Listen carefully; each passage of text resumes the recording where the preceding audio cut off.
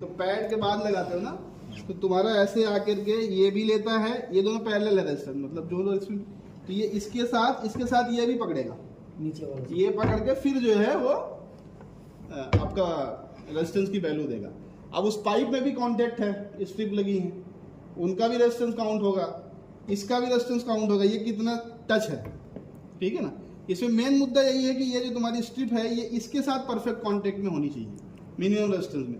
ऊपर वाला तुम ना भी साफ करोगे तो चल जाएगा, समझ रहे हो ना। लेकिन तुम जब काम करने जाओगे तुमको मेन कहाँ करना है, मेन करना है ये इसका अंदर साइड, ये स्ट्रिप है, ये जो इस पे टपक रही है ये चीज पे, मतलब इसकी सफाई करनी है। और इतने की अंदर वाली तुम इधर अंदर चाहे करो चाहे ना करो, और यहाँ जहाँ वो टच हो रहा है, हाँ ऊपर वाला तुम ये वाला ना भी करोगे तो चल जाएगा। ये तो तब आता है ऑप्शन जब तुम्हारा यहाँ पे अगर रेजिस्टेंस ज्यादा है तो वो रास्ता पकड़ता है, अगर हम साफ सफाई करेंगे तो वो इधर से ना जाके इधर से जाएगा, तो लो करंट तो चला लेगा ये जितना इसकी ताकत होगी जिस हिसाब से डिजाइन है, लेकिन जैसे ज्यादा करंट आएगा ये हीट करके खराब होगा। तो अभी समझ में आया कि हमको जब इसको फीमेल कॉन्टेक्ट खोलना है तो क्या क्या करना है।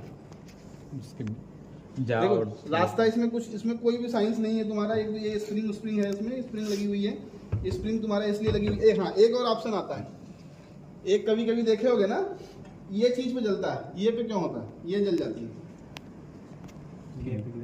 गैपिंग। उसमें क्या होता है, जैसे सपोज क्या होगा, तुमने दो पत्ती बैठा दी, ये पत्ती बैठा दी, ठीक है, और ये बीच में जो पत्ती है ये इसके साथ गैप में थी, मतलब हल्का सा टच हो रही है, तो करंट क्या होगा इनमें, तो यहाँ तो आपका मेल वाला पाइप परफेक्ट बैठा है, ठीक है।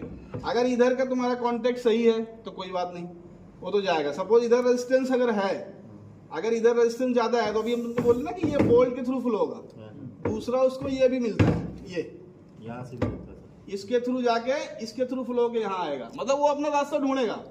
मतलब अगर हमको उधर रुकावट है तो किधर सबसे कम रेजिस्टेंस है वो पाथ उसको ढूंढना है। उसके लिए 2 ही 3 रास्ते हैं, एक तो है कि इसके थ्रू फ्लो हो जाए, एक है कि ये तुम्हारा जला के इसके थ्रू डायरेक्ट पाइप फ्लो हो जाए। होता है जो कभी भी देखो, जब ये यहाँ हाई रेजिस्टेंस रहता है तो या तो क्या करेगा, पाइप इसके थ्रू फ्लो कर जाएगा, वो अपना रास्ता ढूंढेगा खुद ही, कैसे भी पिघलाए कैसे भी करे, या करेगा इस पे इसके साथ फ्लो करेगा। तो ये भी तुम्हारा डिजाइन नहीं है।